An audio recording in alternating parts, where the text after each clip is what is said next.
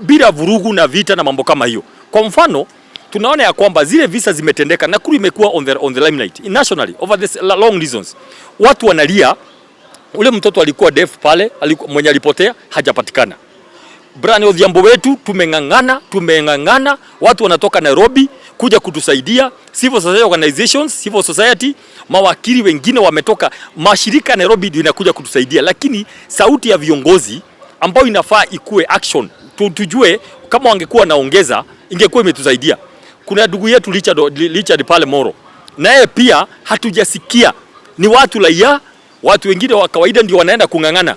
But if we had a voice from the county level, iseme tuna demand 1 2 3, pengine mambo ingekuwa imesonga kidogo. Sasa hivi karibuni tushikana jamii zote hapa, tushikane zote, watu wote wakuja tuwaambie sisi tuko one united, kila mtu ataingia basi yake, uchaguzi itaisha 27, from there kila mtu akuje na jamii yake, wa Masai, Turukana, ingieni hapa, mnataka nini kwa hii county, mtagawa nini? Kwa sababu Masai yako mwenye ako Nakuru, Mkisii mwenye ako Nakuru angeamua aende akakae kwao, lakini aliamua hapa ndio nyumbani, and that's why kila mtu hapa lazima tukae kama ndugu na dada. That is a message for me. Let us be united. Kila mtu auze sera zake, tukiendelea uchaguzi kila mtu aongee Kenya anataka kuongea, lakini finally we must have one united Nakuru ambao tutashine, tuende juu. Na mimi ni mambo matatu, ni mambo ya uwakilishi, ni mambo ya uwajibikaji na mambo ya ni mambo ya uwazi. Hiyo ndio mambo ambayo sisi tunasukuma Nakuru County tukiendelea mbele. Na acha niwapatie mfano moja. Kuna tetezi ya hizi nyumba ziko hapa chini. Hizi nyumba za Flamingo, za Kimathi, za Kivumbini 1 2 3 4, Kaloleni, wapi? Hizo nyumba zote hapo. Kuna zingine pale Naivasha na zingine pale Molo.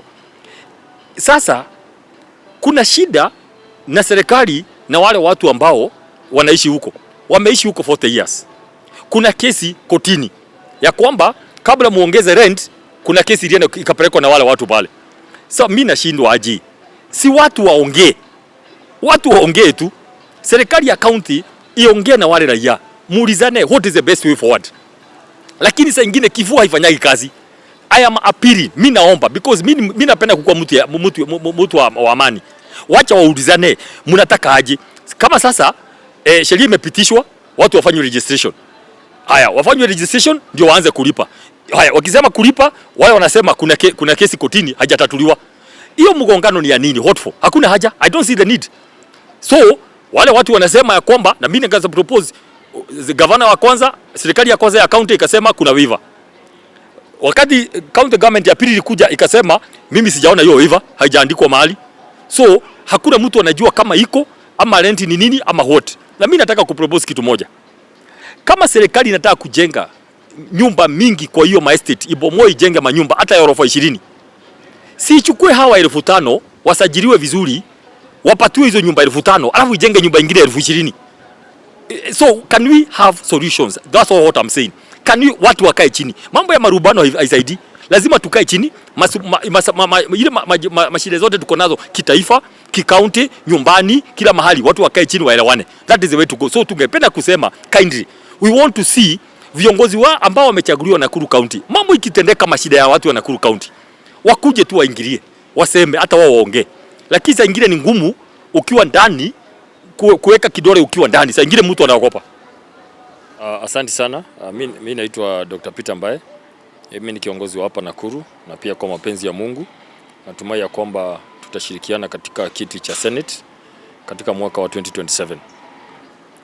So kwa hivyo juzi kuna maswali ambayo tumeweza kuulizwa sana baada ya watu kuona ule umoja pale juzi wakati tulikuwa tunazidua chama upya cha Martha Karua kutoka kwa ile na Kenya kwa chama yake mpya. Na maswali mingi naibuka, je, tunaendeleaje nchini kuhusu hii mambo ya kisiasa?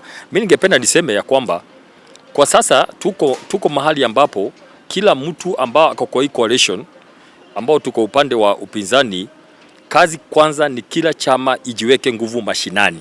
Kila chama ijiweke nguvu mashinani. Na ndio maana juzi tulikuwa tumeenda kuzidua pia ile ofisi ya DAP, DAP Kenya. Haya, juzi tulikuwa kwa hiyo. Hii tutaendelea na vyama vyote ambazo ziko katika mlengo wa upinzani. Alafu baadaye kutakuwa na coalition pale juu. Wale viongozi hawa wote watakaa chini na basi hapo wataenda kusema ni nani atapeperusha bendera ya upinzani dhidi ya chama tawala. Kwa hivyo ningependa niseme mahali tuko sasa ni mahali ya kila chama kujiweka nguvu mashinani. Nikiongea haswa kwa chama ambacho kinakuja ambacho kitaongozwa na party leader wetu Rigathi Gachagua. Hiyo kwa sasa tulisema hatungeweza kutangaza chama siku ile, ndio kwanza tuweze kuingiza watu wengi zaidi. Chama iweze kwenda kwa watu wengine. Tuanze kujiuza sera zetu kwa wale jamii zingine zote, wale Waluya, wale Wakamba, wale wa Kisii, wale hata Wakalenjin wote kutoka Coast, kutoka Nyanza, kutoka Northeastern, wote tuuze sera, ndio wakati tutaenda kuzidua chama yetu ikuwe ni chama cha kitaifa kama venye inavyofaa. Kwa hivyo tunasema ya kwamba wakati chama itakuwa sawasawa, tutaenda tuzidue pia yetu. Viongozi wale watakaa chini, watajua nani atapeperusha bendera, nani atakuwa na wadhifa gani katika serikali ambao tuna hope ya kwamba itakuja mwaka wa 2027. Kwa hivyo ningependa niseme ya kwamba mambo iko sawa, na tukasema hivi, hakuna mtu, wale watu uliona pale, hakuna mtu anazuiliwa na yeyote yule kusimama kiti ya president. So hakuna, hiyo ni kitu ambacho hatujafika. Hakuna mtu, na ni insist niseme Rigathi Gachagua, hakuna mtu anasema ati, na tena tusisikie hiyo maneno ya kuita Rigathi Gachagua ati impeach deputy president, ati the former deputy. Hakuna kitu kama hiyo. Rigathi Gachagua by law is a deputy president kwa sababu kuna kesi kotini.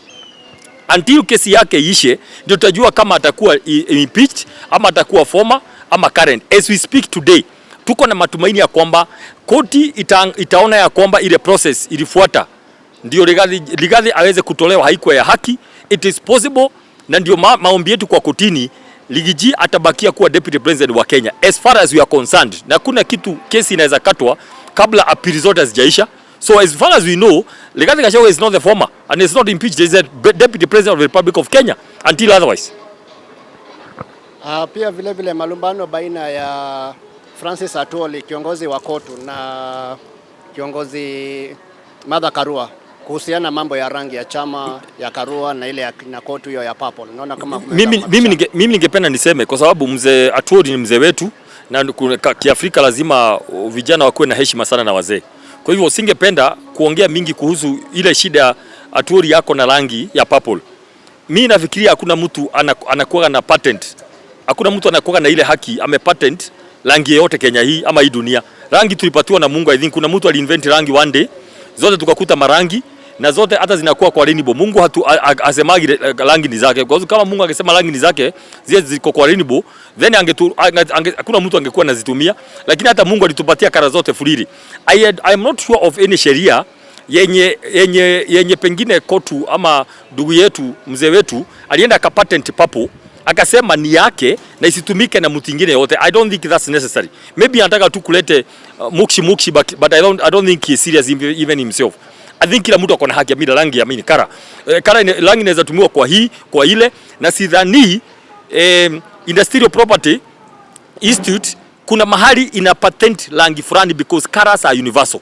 So hatuwezi sema mtu rangi moja ni ya mtu moja. Hiyo tuachane. It's not a necessary debate because hakuna mali inatupeleka. Let us engage in more sober debates that can add value to the lives of Kenyans. I don't think that's a necessary debate. Nobody has a patent of a purple or any other color for that matter. Kila mtu akona uhuru ya kufanya kara. Lakini kama kuna sheria, pengine wataenda kotini tuangalie. Hata si tujue kama kulikuwa na kitu kama hiyo.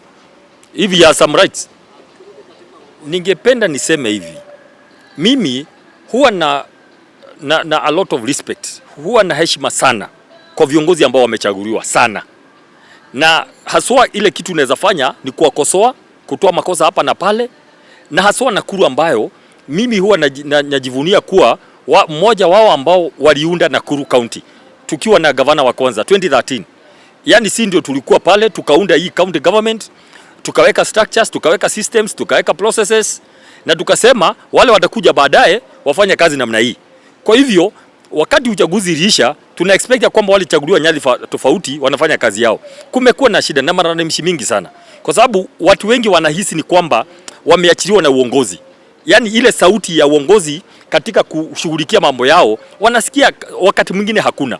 Mimi ningependa niseme hivi ya kwamba tuweze kuencourage our leaders wale wako ya kwamba wajaribu kufanya, kwa sababu wako kazini na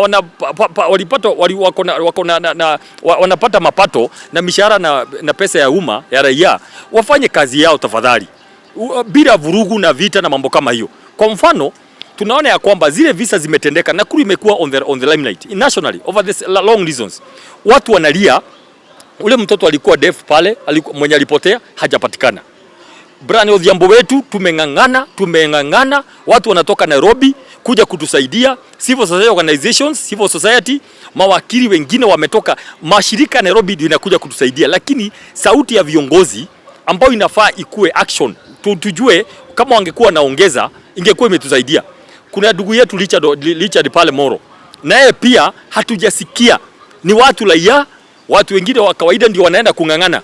But if we had a voice from the county level, iseme tuna demand 1 2 3, pengine mambo ingekuwa imesonga kidogo. Sasa wananchi ni wameachiliwa kujisaidia na mashirika hizo ya kiserikali na watu wengine huko, hapa shida pale shida, mambo ya hospitali ya Memorial, mambo ingine mingi, kuna shida. Na ningeomba, because hatujui, wacha tu tuombe sana, hebu uongozi usikike, wacha watu wasikia kwamba kuna leadership mara na venye mimi naona kunaweza kuwa na shida, ni kwa sababu hata kama pengine governor hayuko presently Nakuru, kama kungekuwa na systems na structures na processes, because county government is an institution, it's not an individual.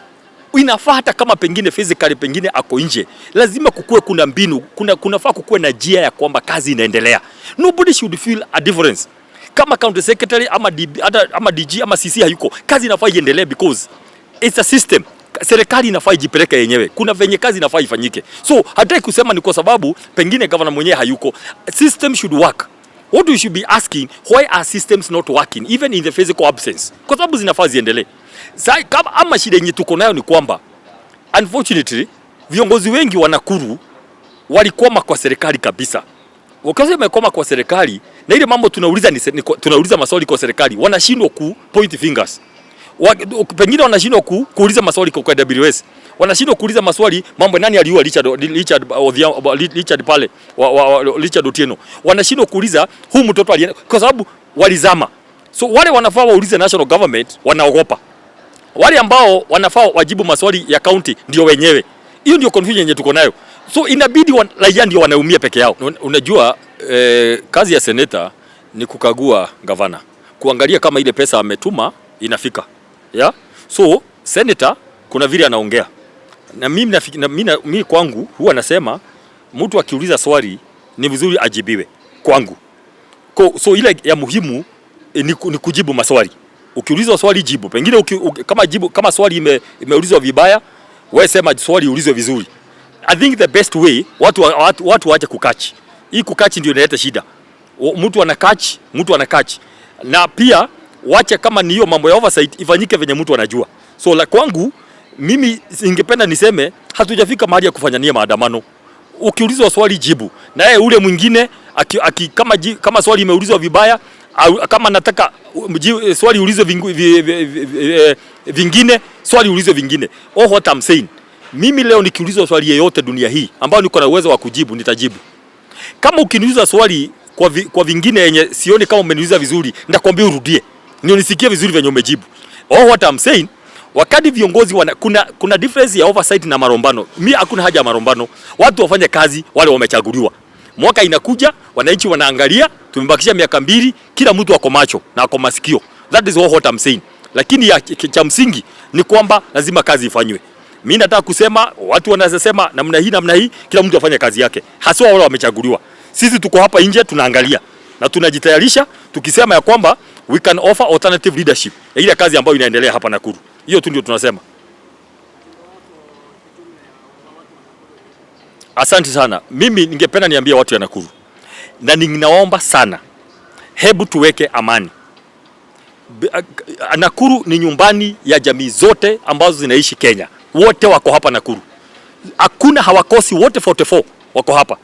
Mimi ningependa niseme uchaguzi itakuja 27. Tumekuwa na mauchaguzi zingine, uchaguzi itaisha. But hakuna mtu atatoka hapa aende mahali pengine. Unaweza chagua rafiki yako, hauwezi chagua jirani. Sisi wote hapa ni majirani. Ningependa niombe sana, mambo ya kisiasa isitugawanishe na isilete hofu. venye tumekaa hapa tukue machua. Na mtu ako na uhuru ya kukua formation yote ya kisiasa. Mmoja akikua kwa hii formation, mwingine akue kwa ile formation. Mtu apige kura venye anataka. Baadaye tusalimiane tuseme hiyo ilikuwa uchaguzi, hebu sasa tujenge Nakuru yetu. Mimi maono yangu, Mungu akinisaidia, ni kuhakikisha kwamba kila mtu ambaye anasema ni wa Nakuru atakaa kwa meza kwa kugawa keki ambayo itakuwa Nakuru County. That's what I am meaning. Jamii zote watakaa kwa meza. Tuseme tutasaidiana namna gani. Kwa hivyo mimi ningependa ya kwamba watu waweke amani. Na mimi kwa maono yangu ni kwamba kwa hizi nimeona kuna conflict mingi sana. Ukienda hapa kama hiyo nimesema ya manyumba, watu walipelekana kotini. Ingine ya Njoro, shamba ingine iko hapo, watu wamepelekana kotini. Mashamba, watu wanapelekana kotini. Hata individuals. Ningeomba Mungu akinisaidia, hii jambo ambayo inaitwa alternative justice system ama hii inaitwa alternative dispute resolution, tutakuwa kila sub county kutakuwa na wale watu wametrainiwa. Mtu akiwa na shida yoyote ya kesi, ukisikia kabisa umekasirishwa na mtu, kabla uende kotini, uende uweke wakili, kesi iende mahali pengine, hauna control itaisha lini. Tunataka tutazidua huo mpango. Watu wataenda kwa sub county levels, mtu anaenda anashtaki mwenzake pale, wazee wanaitwa na hawa wazee wanakuwa wamepatiwa mamlaka na koti. Kwa hivyo itakuwa kama koti lakini mashinani. Lazima to find better ways of resolving our conflicts. Hiyo ndio mambo ambayo tunataka kuona kama tunafanya. Kwa hivyo mimi ningependa niambie watu wa Nakuru, mimi nimezaliwa hapa BGH. Mimi nimeenda shule hapo primary. Mimi nimekuwa hapa, tukaanzisha county, tukaenda nikakuwa kwa serikali ya kwanza, nikakuwa serikali ya mbili. Hakuna kitu ya hii county mimi sijui. Hakuna. Ninajua hii county yote, ninajua mambo ya uwakilishi, mambo ya bunge ya county, na nimekuwa miaka 3 kwa serikali kuu. So, ninajua mahali pesa inafaa iende na vile pesa inagawanwa kutoka kwa ofisi ya gavana, lakini ninajua mahali pesa inatoka. Na niwaambie watu ya Nakuru, 85% hapa tunapigania 15% only. Ile inagawanyishwa kwa counties. 85% inabakia Nairobi. Mimi ninajua mipango ambayo tunaweza kuwa nayo ya kuhakikisha kila wizara ikuwe na mikakati na mipango Nakuru. Kila wizara, because inapatiwa pesa ambayo tunalipa kodi. Tukilipa kodi hapa inaenda Nairobi. 85% inabakia Nairobi. Kwa hivyo walimu wakiajiriwa, hiyo ni pesa yenu. Lazima tujue tumepata haki. Prison officers au watu wote tutakuwa tukijua venye kazi inaendelea. Mimi nimekuwa pale, niko na kitu ninajua. Kuna mianya ninajua, kuna mifuko ninaelewa. Ya kwamba Nakuru tukishikana vizuri, we can go very far. Na ukumbuke kwamba Nakuru si Nakuru tu. Nakuru kwa wingi wa kura we are number 3 after Nairobi and Kiambu. Katika GDP, katika ule ambao utajiri wa Kenya, Nakuru ina contribute iko number 3 after Nairobi, Mombasa. Nakuru is number 3. So hata ugavi wa rasilimali tunafaa tuna camp kwa kila ministry, tunawaambia ni nini unafanya Nakuru na kodi. Ile GDP, ile Nakuru utajiri tumeweka huko, wanabiashara wetu, professionals wetu, lazima tukue na proportionate. Kama sisi ndio number 3 ku contribute kwa national revenue, lazima tukue number 3 kupata kitu baadaye. Na hapo ndio representation inakuja. Uwakilishi. Hakuna uwakilishi bila ujuzi. Lazima mtu ajue ni nini unaenda kuchukua Nairobi. Kuna hii makazi ambayo inaenda kuchukuliwa. Kuna programs nyingine nyingi. Na pia kuna marafiki zetu wako nje ambao tunaweza kuja tuwachukue hapa, tuwalete hapa kama tuko coordinated. Mimi kwa maono yangu, lazima governor, lazima senator, lazima wabunge wakae pamoja kwenda kuchukua rasilimali za kitaifa. There must be a county development board. Watu wakae pamoja ya kwenda kuchukua mali. Tukituangana hapa, kila mbunge anakimbia kivyake, senator kivyake, women lab kivyake na governor, I can tell you, hizo vitu tutapata. Watu huwa wanapangana, nimekuwa huko, watu wanapangana kwa county mzima, wanaenda wanakaa chini, wanasukuma vitu, wa bunge wote, senator, women lab. So what I want to see going forward, si mambo ya mapigano hapa. Watu washikane, waende watafute. Mambo ya oversight, nimekuwa nikisema nikiwa MCA pale, oversight is not necessarily vita. Kuna oversight, unaweza oversight na kuuliza maswali na kupata majibu in a nice way. But of course ikikosa kujibu, that's another story. So county development board tuweze kufanya mambo vizuri. Sisi tutaenda kwa kila wizara, tuambie, tuonyeshe nini unafanya Nakuru. Na tujue ya kwamba ina commensurate na the third biggest GDP contributor to the country. Na mambo hiyo yote kungangana kupata rasilimali, lami, barabara, maji, kuna mipango mingi sana ya national government. Hiyo ndio mpango nataka tujipange sisi. Tuweze kuileta Nakuru. Lazima Nakuru ishine nationally regionally, internationally, because we are big country. We are very proud of ourselves, and that's why lazima tukue pamoja. Hii mambo ya nini, let us show the face of Kenya. Maybe your message to the Gen Zs. Tunaona Gen Zs vile wame play a bigger role na pia ni kama they have shape up the current political affair in Kenya. What can you tell the Gen Zs? Gen Z wamefanya kitu ya maana sana. Hile jambo ambalo nobody could have ever thought. Hakuna mtu angefanya vile Gen Z walifanya kuanzia last year, nobody. Baba alikuwa amefanya the other year finance bill ya 23 akafanya yake, lakini Gen Z came from nowhere wakafanya something which nobody else would have ever done. Na uzuri ya Gen Z, huwezi kuwashika useme ni huyu unashika, so huwezi enda kumbribe umwambie asifanye mageuzi. You cannot, because you cannot trace them just like that. Now mahali tunaelekea, tunaomba Gen Z kitu moja, ya kwamba chukua kura. Chukua kura. Na kama una shida na kuchukua kura, utuambie. Nasikia kuna watu tumefanya uchaguzi jana, wakati tumefanya uchunguzi, baada ya kuambiwa kuna mashida kidogo ya vitambulisho, tumeconfirm ya kwamba vitambulisho venye ziko hapa, ile jambo ambalo lazima tuangalie. Mimi nikichukua kitambulisho sikulipishwa pesa. Nilifika umri nikaambiwa mimi ni Mkenya, nikachukua kitambulisho. We still have a problem with kuambia vijana wetu wapate pesa ya kuchukua vitambulisho. We have a problem with that. Tumeambia mawakili wetu waangalie what we can do, because it's not right. Kama mimi sikupatiwa, kwa nini kizazi ya leo wanaambiwa watoe pesa sijui 300 sijui 1000 ukipoteza mambo kama hiyo? That is number one. But number two, wale ambao wako na vitambulisho, chukueni kura. Sisi tumesema na tumerudia tena, hatujakuwa comfortable ya kwamba lazima chairman na commissioner akue ndio kura zichukuliwe. We are not comfortable. Hiyo ni mambo tunaangalia, kwa sababu sheria inasema continuous voter registration, yani uchukuaji wa kura unafaa uendelee kila wakati. Na sisi tunajua kwamba kabla ya Chebukati ambaye ametuacha atoke kukua chairman, alikuwa amefaa anzishe hiyo continuous voter registration. So we are still going to ask, tuulize mahakama, je, hamuoni ya kwamba hii secretariat ambayo iko na CEO mwenye alikuwa recruited competitively akona uwezo tu ya kusema kura zichukuliwe? Why? Tuko na 290 returning officers as we speak today. Kila constituency Kenya hii kuna mtu analipwa mshahara, returning officer, na kuna secretary wake kwa kila ofisi. IBC kuna wafanyakazi zaidi ya 1000.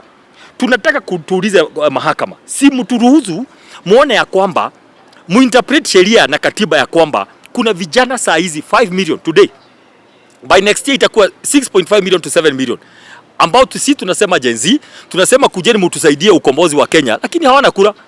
And we don't know how long IBC will take. Na tuna hope ya kwamba IBC tukienda hapa May, walituahidi, walikuwa wamesema April wakasema May. Tuna hope hakuna mtu ataenda kotini tena kuleta kiraka kwa mambo ya IBC. But as far as we know, ikifika na huko August, tutakuwa na only 1 year ya kuregister 7 million Gen Zs.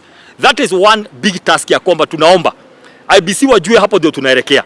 Lakini pia tuogope na tujue upande mwingine wanajua hao milioni 6-7 most likely hawatapigia kura. So lazima tungangane wachukue kura. Otherwise it's a battle there. Kunaweza kuwa na mipango ya kuhakikisha kwamba watachukua kura.